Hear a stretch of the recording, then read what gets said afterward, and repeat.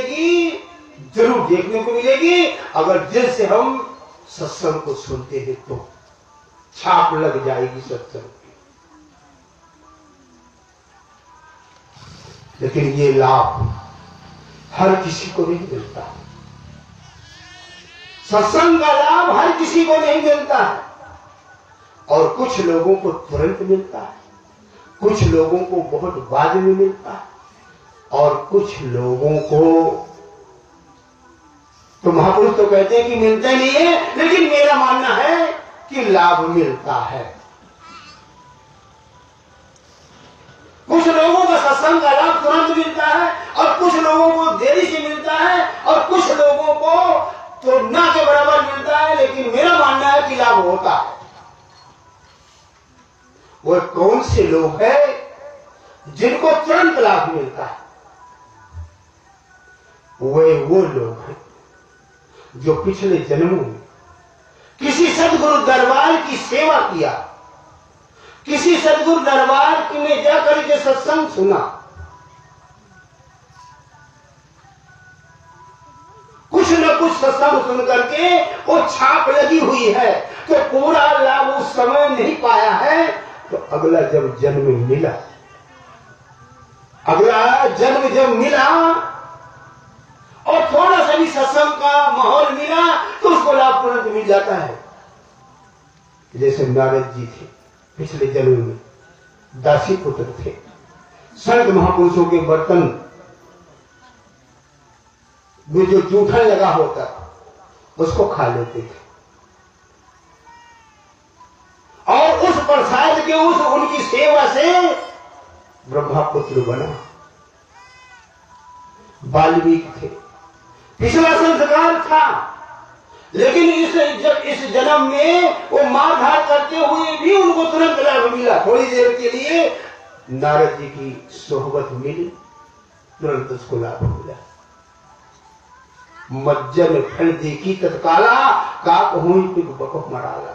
सुन आचरक जरे करे जिन कोई, सत्संगत महिमा नहीं कोई। वाल्मीकि नारद घर जोनी, निज निज मुखन कही निज होनी। विध हरिहर कवि कोवत बारी, कहत साध महिमा सब जानी। सो मौसम कही जात न कैसे, साग बनी गुण गण मन जैसे। सत्संग की महिमा साक्षात विष्णु, विध हरिहर कवि कोवत बानी, कहत साध महिमा सब जानी। विष्णु ने भी ये संत महात्माओं की महिमा को नहीं गा पाए, सत्संग की महिमा को नहीं गा पाए। गोस्वामी तुलसीदास जी कह रहे हैं, मेरी हालत ये है सत्संग की महिमा, मैं तो ऐसे हूं जैसे एक साग सब्जी बेचने वाला, वो हीरा और मणियों के बारे में क्या जाने। सो मौसम कह जात में कैसे, साग बनी गुण गण मन जैसे। जैसे साग सब्जी बेचने वाला आदमी वो हीरे जवाहरात की कीमत क्या जाने। मेरी हालत कह रहा है, गोस्वामी तुलसीदास जी कह रहे हैं, मेरी हालत वो है। ये सत्संग की महिमा है। उनको लाभ तुरंत मिल जाता है, जो पिछले जन्मों में तुरंत खट बात समझ में आ जाएगी। एक ही बात में अभी मैं पिछले 1 महीने पहले सत्संग फतेहपुर में था, तो एक ही बार उसने आगे आया और बैठकर से सत्संग सुना, और वो पूछने लगा, महाराज जी आप ये बताइए, जो आप कल ने चर्चा किया है ये नाम का भेद वाली बात, और मुझे ये नाम का भेद जानना चाहता हूं, और मैं बहुत बड़ा बेचैन हूं, ये नाम का भेद मुझे जानना चाहता है। और ये कहने लगा, मुझे आप अपना शिष्य बना लीजिए। यानी तुरंत उसको लाभ, सत्संग सुना और एक बात समझ में आ गई, जरूर पिछला कर्म जो है कुछ उसका धर्म कर्म से भरा हुआ था। तुरंत उसे ज्ञान हो गया, जिसके लिए कभी सत्संग में विवेक न हो, तुरंत विवेक हो गया कि सत्संग कह क्या रहा है। तुरंत जरूर पूछ लो, उसका पिछला कर्म जो है जरूर कुछ न कुछ, या तो कहीं संत सदगुरु की सेवा किया है, या सदगुरु दरबार में शामिल हुआ है, कहीं न कहीं वो परमार्थ के कार्य किया है, उसको तुरंत लाभ मिलता है। मज्जन फल देखी तत्काला, काक हो ही पिक बकफ मराला। तुरंत कौओं से हंस बन जाता है, तुरंत फल मिलता है। और दूसरे वो कौन है जो बहुत काफी देर में लाभ होता है? वो कौन है? वो है जो कभी जाने अनजाने में संत सदगुरु के दर्शन कर लिया, जाने अनजाने में पहुंच गया, खड़े खड़े देख लिया ये सदगुरु दरबार की महफिल लगी हुई, यहां पर सत्संग हो रहा, मात्र देख लिया, थोड़ा सा दर्शन कर लिया किसी संत महापुरुष, या प्रसाद पा लिया, या प्रसाद की बहुत बड़ी महिमा है। प्रसाद की महिमा इतनी बड़ी है, एक छोटी सी कथा, चलो अभी इधर को थोड़ा सा ले लेते हैं। त्रेता युग में ऐसे ही सदगुरु का दरबार लगा हुआ था, तो जहां पर संत सदगुरुओं का खाना पीना हुआ था, वहीं जंगल में पत्तल फेंक दिए गए थे।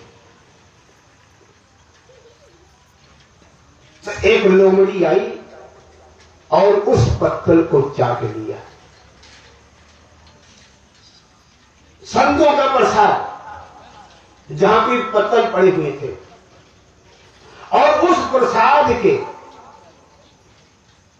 ताकत से वो दूसरे जन्म में औरत बनी और वो मानधाता की रानी बनी, और उस प्रसाद की वजह से उसका जो चेहरा था नूरानी था, और मानधाता जो राजा था वो कामी था।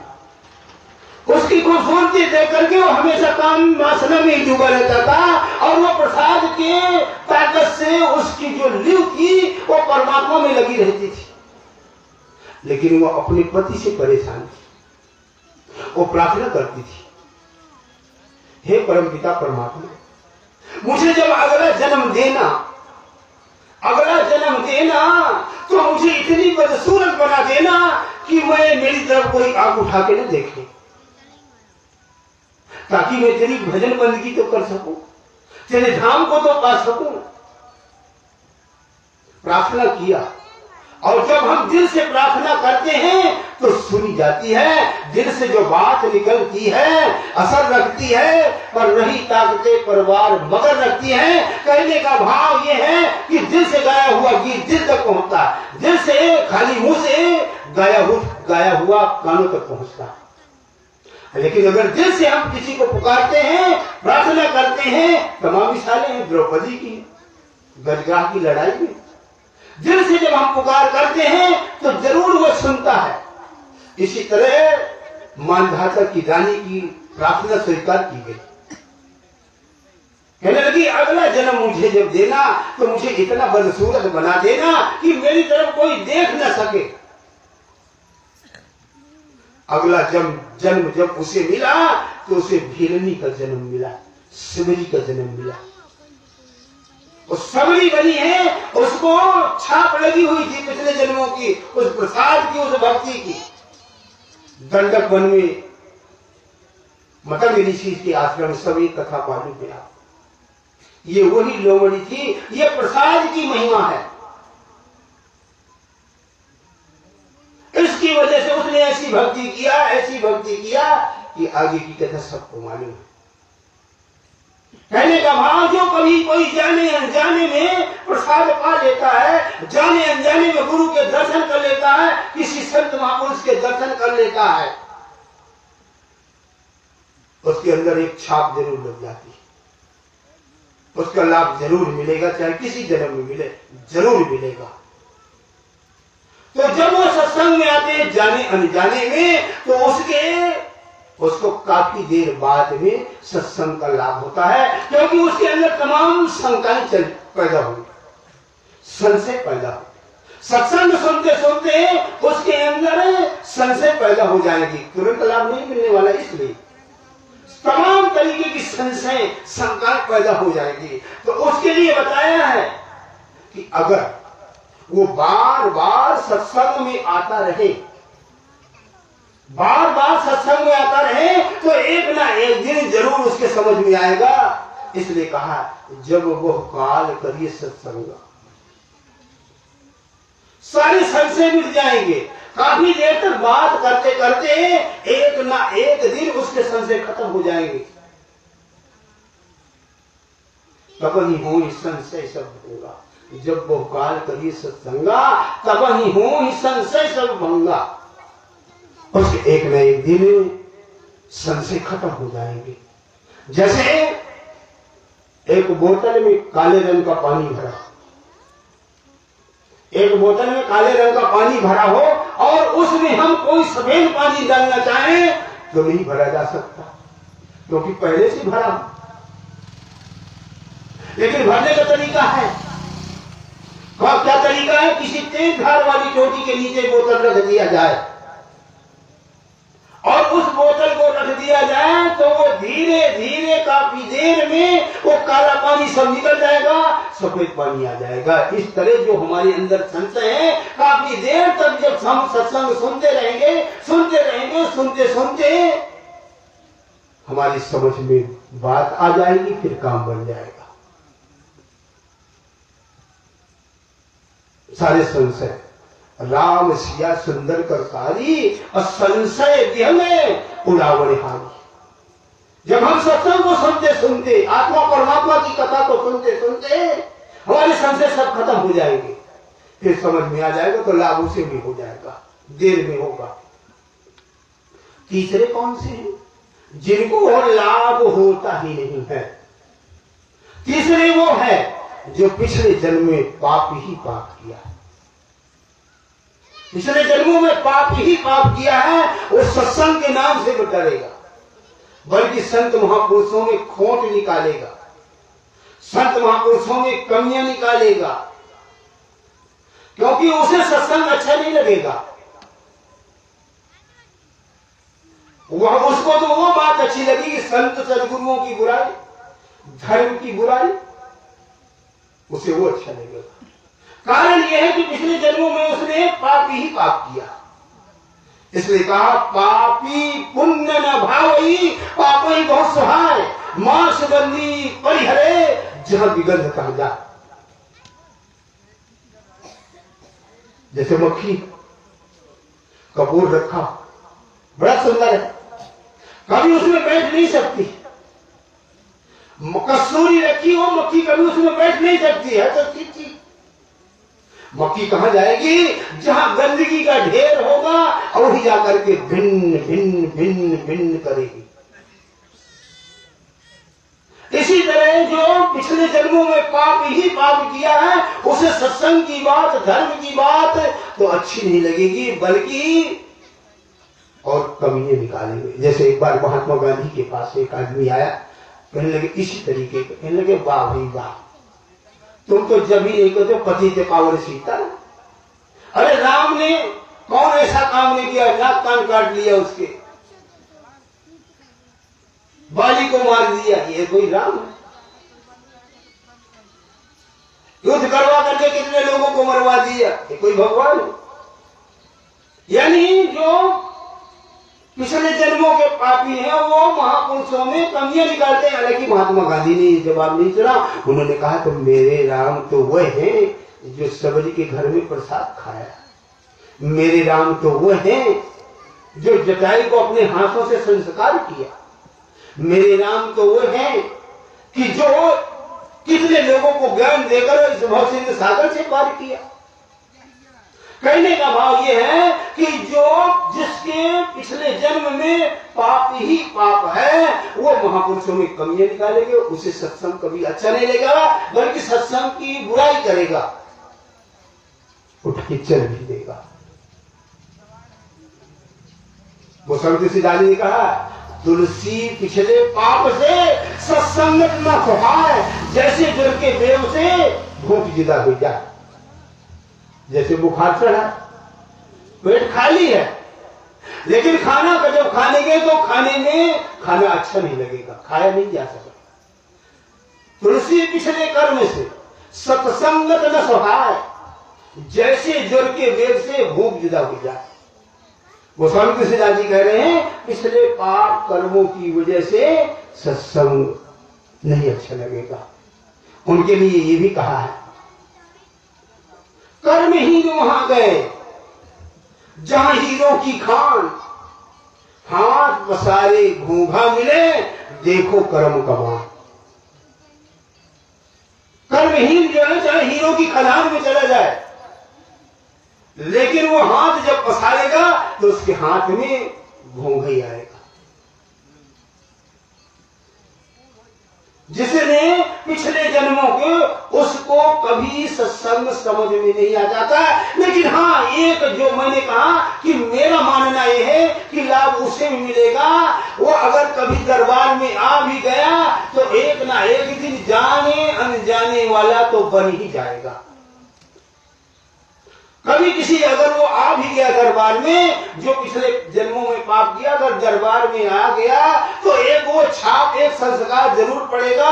वो कभी न कभी किसी न किसी जन्म में जरूर वो उस संस्कार को भरेगा, इसलिए उसको लाभ कभी न कभी होगा।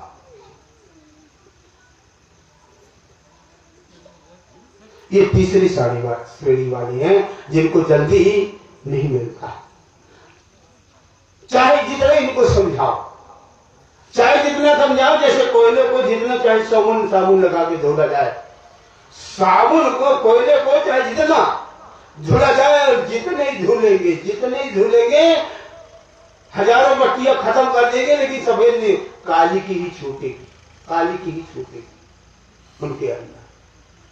मूर्ख को समझाओ तो ज्ञान गांठ का जाए, कोयला हो न उजला, चाहे साबुन लाए।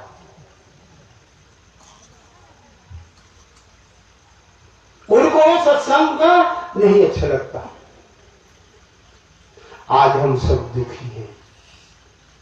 दुखी का कारण क्या है? दुखी क्यों है?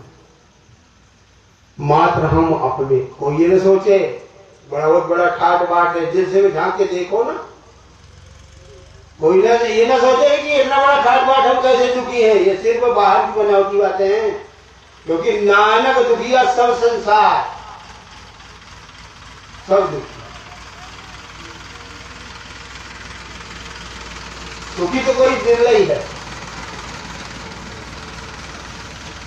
एक बार एक जिज्ञासु गोस्वामी तुलसीदास जी के समय में गया, तो उसने कहा,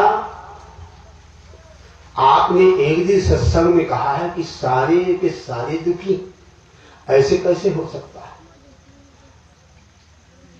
गोस्वामी तुलसीदास जी ने कहा, जितने भी संसार में लोग हैं सभी दुखी हैं, कोई बिरले सुखी हैं, और जो सुखी हैं वो बिरले कौन है? कहने लगे मैं तो नहीं मानता हूं। कहने लगे तू यहां की बात कर रहा, यहां तो सब दुखी है, शंकर ब्रह्मा विष्णु तक दुखी है। और बड़ा ताज्जुब लगा, इंद्र भी दुखी है। और बड़ा ताज्जुब लगा, कहने लगे ये तो नहीं, ऐसा नहीं हो सकता। इंद्र की इतनी बड़ी महिमा, विष्णु की इतनी बड़ी महिमा, और आप कह रहे हैं ये दुखी है। कहने लगे ये सब दुखी है। कहने लगे मैं नहीं मानता। कहने लगे जाकर के पहले यहां देखिए आओ, पहले जाकर के यहां देखिए आओ। तो वो जब देखने गए तो गरीब आदमी को तो पता ही, ये तो दुखी है बेचारा। अब वो धनवानों के पास जा रहा है, पूछ रहा है भाई ये बताओ, आपके पास धन वैभव सब कुछ है, आपको शांति है, सुख है, चैन। तो जितने धनवान कहते हैं क्या बताएं यार, कभी कभी तो हमें नींद की गोली लेना पड़ता है, कभी कभी नींद की गोली लेना पड़ता है, और कभी कभी ये सोचते हैं कि यदि धन कमजोर हो जाएगा तो नाती का क्या होगा, ये इतनी जमीन बांट बूट के कम हो जाएगी तो अब आगे वाली आने वाली पीढ़ी का क्या होगा। इसलिए जो है बड़ी चिंता रहती है। राजाओं के पास नहीं गया, कहने लगे आप तो इस नगर के राजा है, क्षेत्र के राजा हैं, आप तो सुखी होगी। कहने लगे बात तो ठीक है तुम्हारी, कहते हो, लेकिन हमेशा एक टेंशन बनी रहती है कि कहीं पड़ोस वाला राजा हावी ना हो जाए, चढ़ाई ना बोल, इसलिए हमें टेंशन रहती, दुख रहता। आखिरकार वो घूम घाम के आया, कहने लगा वाकई में आपकी जो है बात सच मालूम पड़ती है। जितने लोगों के पास गया, धनवान लोगों के पास गया, खूबसूरत लोगों के पास गया, विद्यावान गुणवान सब लोगों के पास गया, लेकिन कोई नहीं कहता कि मुझे शांति है, चैन है। लेकिन मुझे भरोसा ये नहीं हो रहा है कि ब्रह्मा विष्णु शंकर ये कैसे दुखी होंगे, इंद्र कैसे दुखी होगा। कह लगे आओ। तो गोस्वामी तुलसीदास जी ने उनको तवज्जो दिया, एक कोठरी में बंद हो गए और ऐसी तवज्जो दिया कि सूक्ष्म शरीर में, जो मरने वाला शरीर होता है, ये भौतिक शरीर यहीं पर बैठा दिया और ये सूक्ष्म शरीर से जाकर के इंद्रपुरी पहुंचे। आश्चर्य तो नहीं मान, ये जो लड़का है, उधर वाला लड़का बैठा है, ये सूक्ष्म शरीर में जाता है, 4 बार जा चुका। सूक्ष्म शरीर में जब गया, कहेंगे चलो पहले इंद्र से मुलाकात करते, पूछिए इंद्र से पूछिए क्या तुम सुखी हो, शांति है, चैन है। इंद्र के पास पहुंचे, कहने लगा सोने के पालना,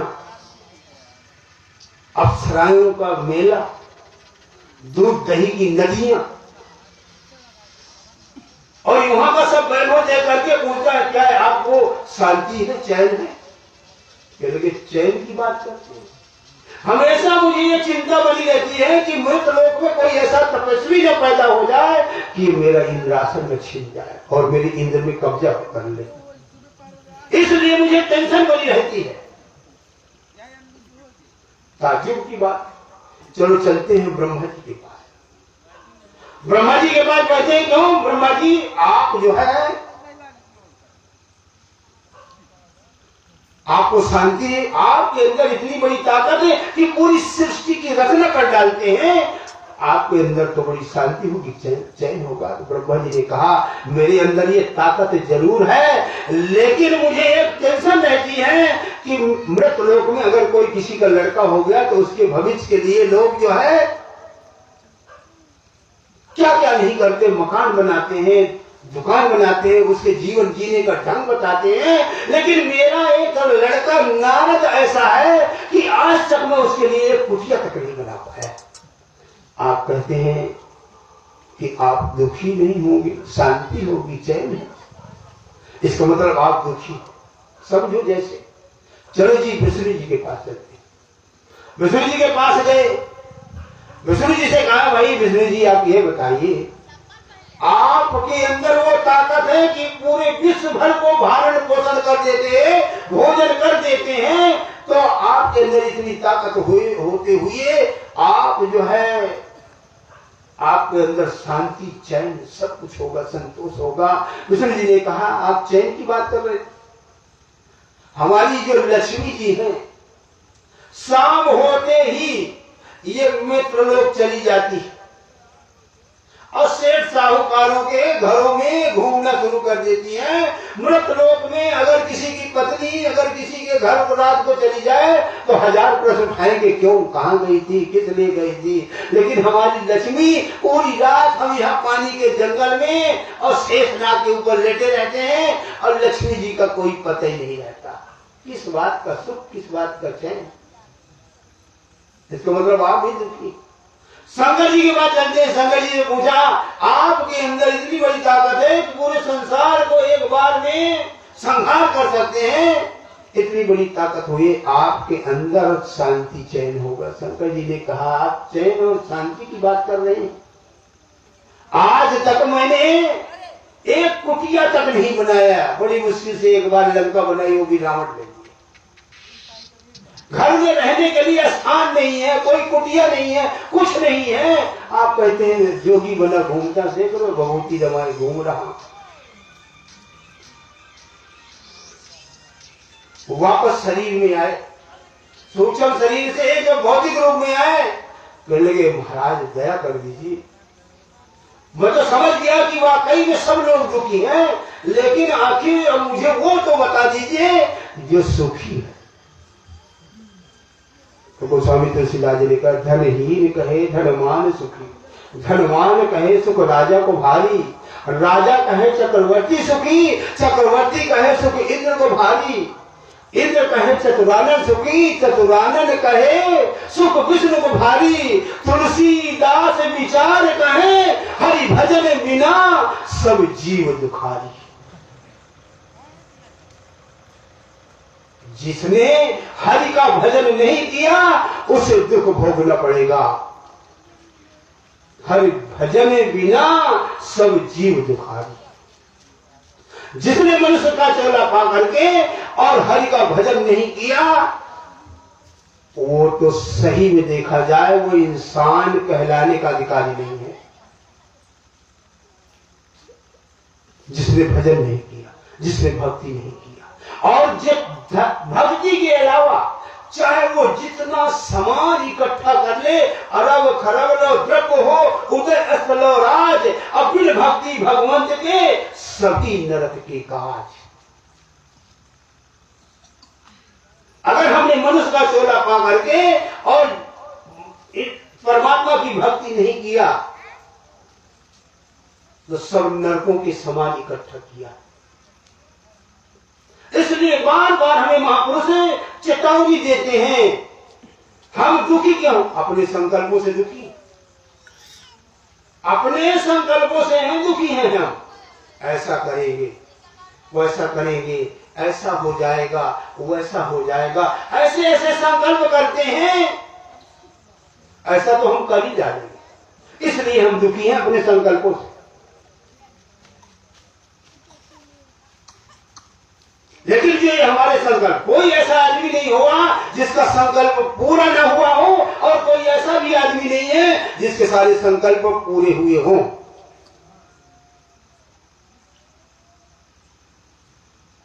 मात्र संकल्प पूरे होने वाले ही होंगे बस। चाहे जितने बड़े बड़े आप संकल्प कर लीजिए, कोई पूरे होने वाले नहीं है। मात्र वही संकल्प पूरे होंगे जिनको मात्र पूरे होने हैं। हमारे संकल्प पूरे नहीं होते इसलिए हम दुखी। हम अगर इन संकल्पों पर या तो परमात्मा पर छोड़, या तो समाज पर छोड़, या तो अपने प्रारब्ध पर छोड़, अपने संकल्पों फिर इतनी जगह अगर हम छोड़ देंगे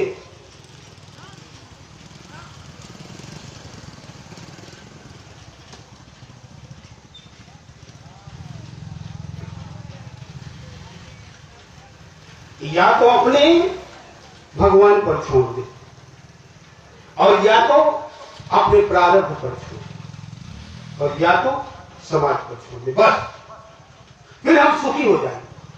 चिंता नहीं रहेगी। क्यों? भगवान पर छोड़ दिया। जब भगवान पर छोड़ दिया तो क्या हुआ? कोई नहीं वही सो जो राम रचि राखा, अब को करी तरके बढ़ा वही शाखा। भगवान पर छोड़ दिए, जो होना होगा परमात्मा करेगा,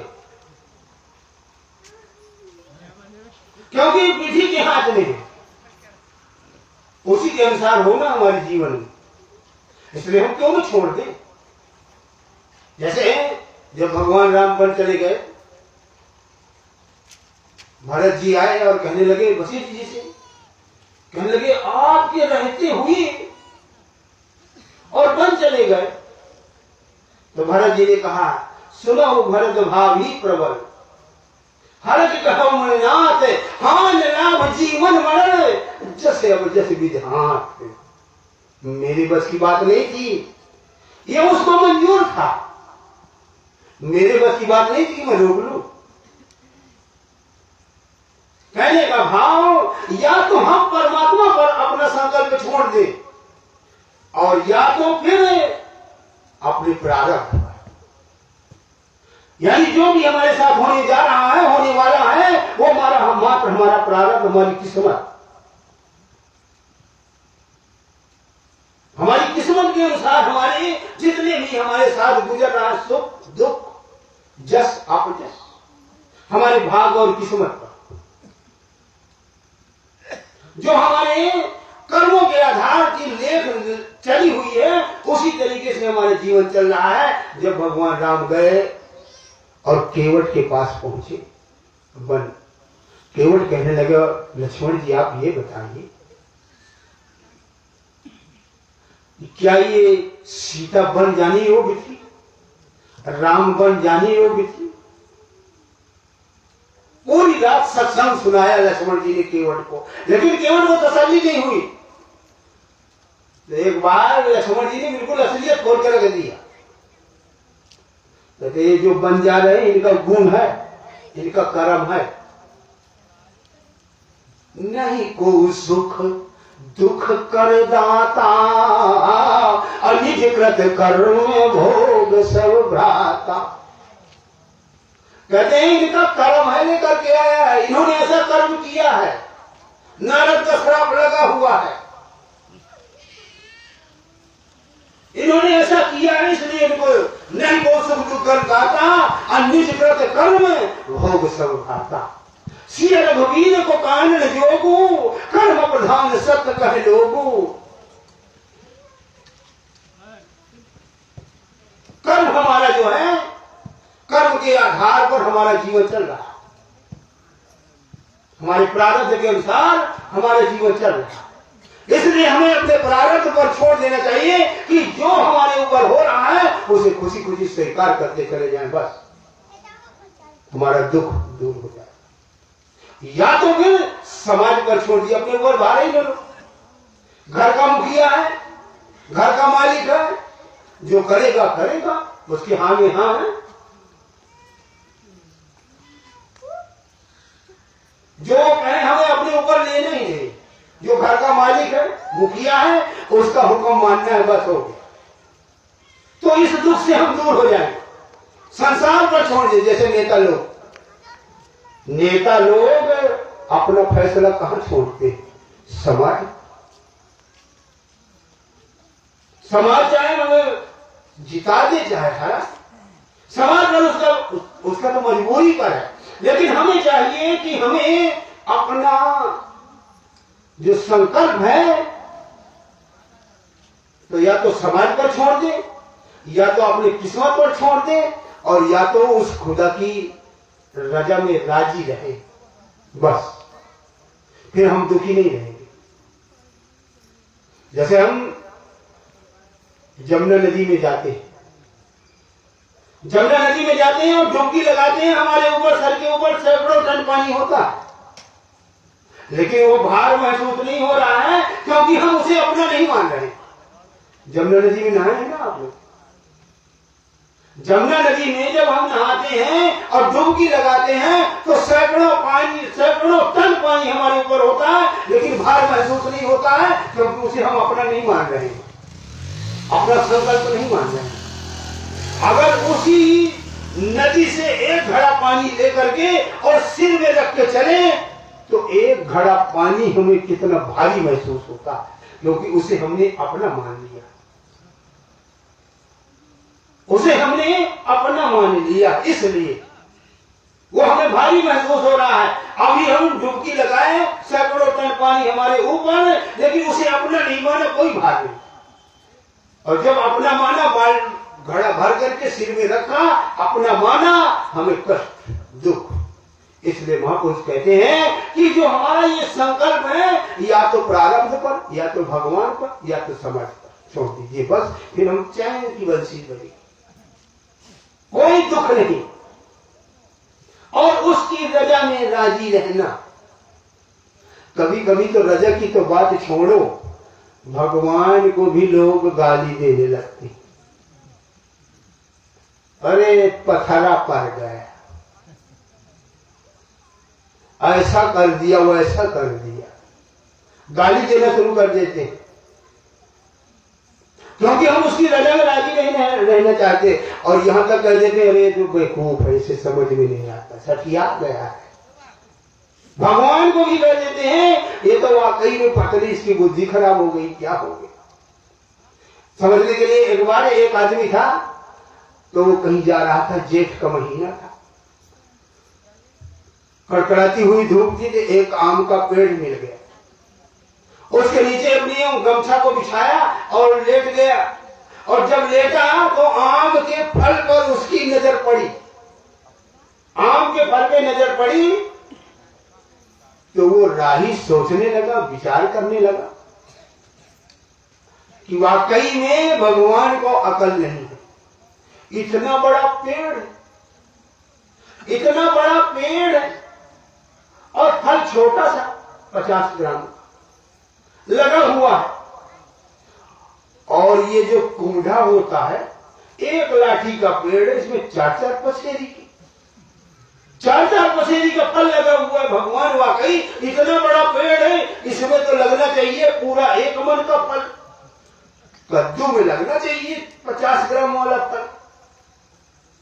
ये उसके अंदर विचार कर रहा था। और विचार करते करते एक हवा का झोंका आया और हवा के झोंके में एक आम टूटा और उसकी नाक में जब गिरा चिलमिला करके बाहर हुआ। अरे वाह भाई वाह, तेरे अंदर बड़ा दिमाग है। अगर कहीं 4 पसेरी वाला गिरता तो आज यही कल्याण हो जाता। आज तूने बचा दिया। मेरी तो सोच ही उल्टा थी। मैं तो तुझे बेवकूफ मान रहा था कि ये तुझे बेवकूफ मान रहा था कि तेरे को अकल वकल नहीं है। इतने बड़े पेड़ में 50 ग्राम का फल और कुंडा में कद्दू में जो है 4 पसेरी का फल लगा हुआ। कहने का भाव, हम कभी कभी परमात्मा को भी कह देते हैं इसको अकल वकल नहीं है। इसलिए कहते हैं न हाल में मजा न दुख हाल में मजा, जिस हाल में तू रखे उस हाल में मजा। लेकिन हमारी हालत क्या है? परमात्मा कहता है तू वो करता है, तू वो करता है जो तू चाहता है, होता वो है जो मैं चाहता हूं। तू वो करता है जो तू चाहता है, लेकिन होता वो है जो मैं चाहता हूं। तू वो कर जो मैं चाहता हूं, फिर होगा वो जो तू चाहता है। कहने का भाव, हमें उसकी रजा में राजी रहना चाहिए। उदाहरण के लिए एक तुकाराम जी संत हुए महाराज में, उनका उदाहरण है। एक बार वो कहीं जा रहे थे और नदी से सब पार करना। जब बीच नदी में जमुना नदी में नाव पहुंची, तूफान आया और तूफान आते नैया जगमगाने लगी, नाव डूबने लगी, तो पानी भर जाने लगा। जितने उसमें सवार थे सब नाव से पानी निकालना शुरू कर दिया। सब नाव से पानी निकाल